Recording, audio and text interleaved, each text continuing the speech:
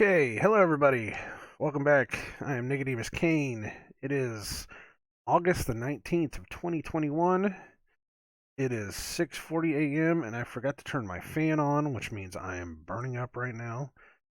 Um I have messed with the noise gates in the microphone suppressor on my OBS.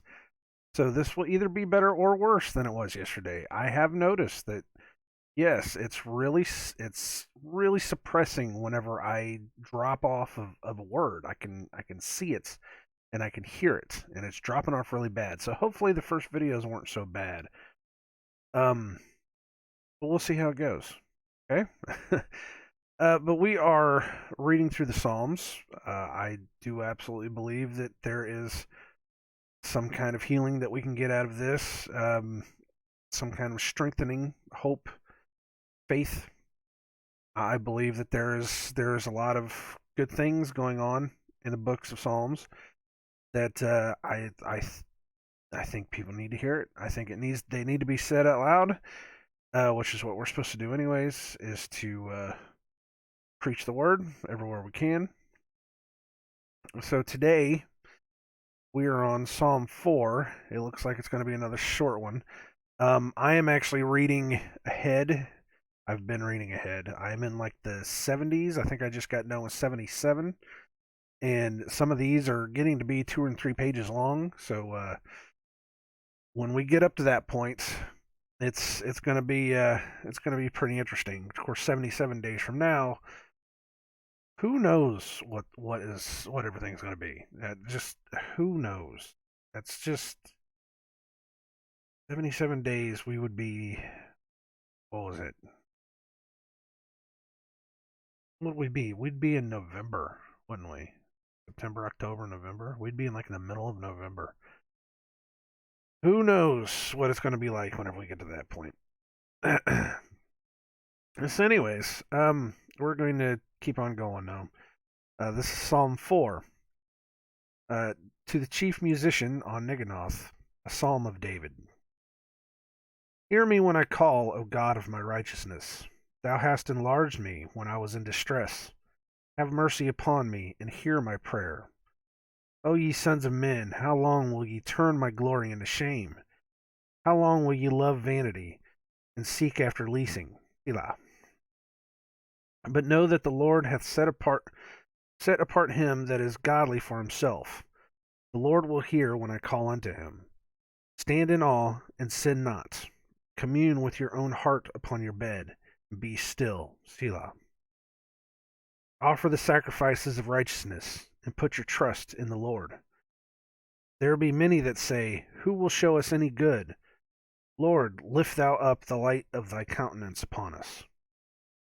Thou hast put gladness in my heart, more than in the time that their corn and their wine increased.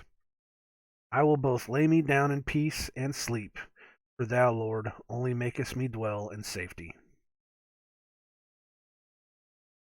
That one definitely says something, doesn't it?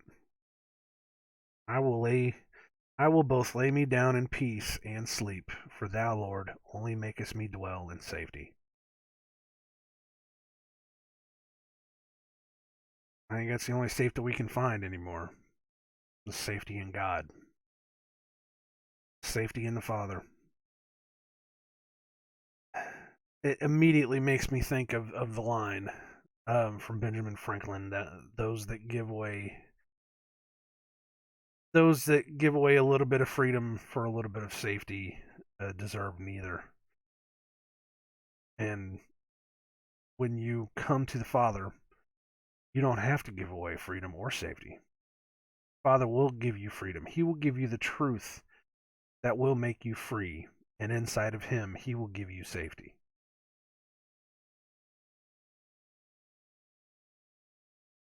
Where's the other part I saw? O ye sons of men, how long will ye turn my glory into shame? How long will ye love vanity and seek after leasing? Which is it's another line about the evils of men only seeking out the pleasures of themselves and hurting those that are just trying to find God, that are trying to find the safety and peace in the Father, which is what I keep seeing pop up in the Psalms constantly. I know when I hear other people talk about the Psalms, I always hear them talk about, either the how do I want to word this? My brain just is not working. Giving yourself over to God, how to pray to God, how to do all those things that the Father wants you to do. But whenever I read the Psalms, I keep seeing the lines pop up of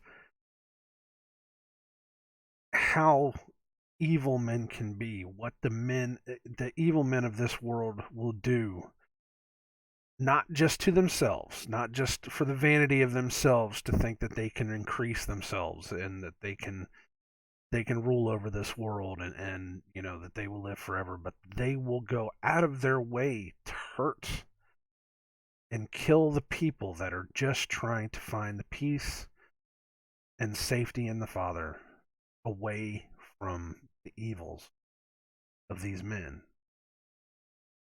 And that's very telling. That's very, very telling. I just about every psalm I read, it's like that. There's a line of, why are you doing this to me? Or someone asking God, why are you letting these people do this to us? Because all they seek is my blood. They seek my death.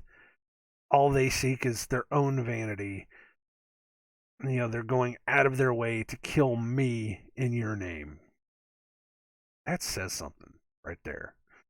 Without a doubt, that says something. And if you don't know you don't understand what that means, then you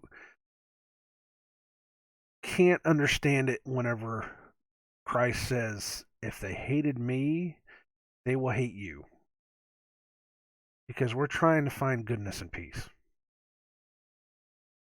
And most of the times, whenever I look through these passages, the one thing I see is these people are just trying to live their lives away from the evils of this world. And for whatever reason, because these people can think of nothing but their own vain thoughts, they just want to hurt them. It just doesn't make any sense at all. But that transfers over to today, doesn't it? There's so many people right now that are so vain in themselves that they would rather hurt people and take the freedoms away from people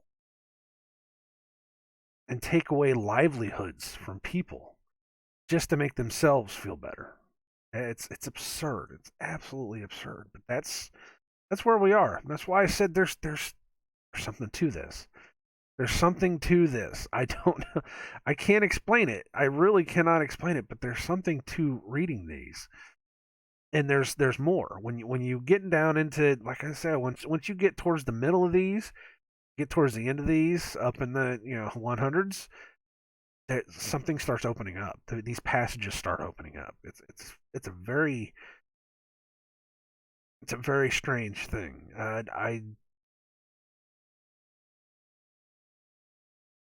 don't know. I don't know. It's I used to hear, and I still hear a lot, when people say, when you go through the book, when you go through the Bible, you constantly find something new every single time. I never understood that. I always kind of said, before I got saved, I always said, it's just a book. It's going to be the same. It's going to be written the same no matter what. But since I've been coming back to this, I've already read through the Psalms once. I'm going through a second time, and now I'm going through a third time reading them with you guys. They, the words are alive. They exist. They are. I don't want to say they exist. Of course they exist. They're inside of a. But they live. They breathe. They come alive. They really do come alive as you read them. It's I want to say it's the most bizarre thing in the world, but it makes total sense. This is the living, breathing Word of God. And people may not believe that, and that's fine. People may have those thoughts. I'm not going to take anything away from people that think that, it's just a book and, whatever. I really think that you guys should look further into it. But for those that know, it's amazing. It truly is amazing. That's again another one of those reasons why I said, these need to be spoken. These I can't just sit there at my kitchen table every morning and just read these to myself and just take it for myself. I have to. Someone else out there has to hear it, and hopefully, if you're listening, hopefully this will make something click in your head, like it did for me. So that's that. I will. I don't know. I don't know if I'll be able to do as many of these next week or not. They're talking about doing some overtime for work. So I might take advantage of that. I mean, we are still sadly subjected to the rules of this world. We are subjected to the laws of God, but we are subjected to the rules of this world that we have to unfortunately have something to be able to survive on, which is tragic. I know we're doing our best on our ends to make it to where we're a little bit more self-sustaining. Um, Still moving, by the way. We're not even getting out of this house until the end of September.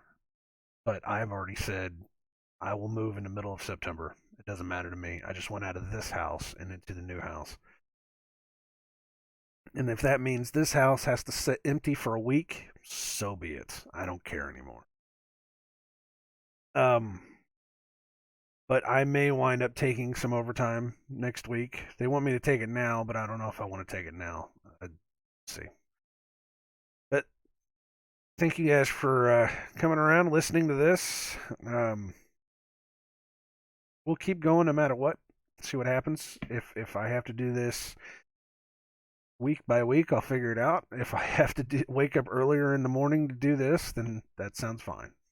They seem to be going at 10 to 15 minute intervals anyways.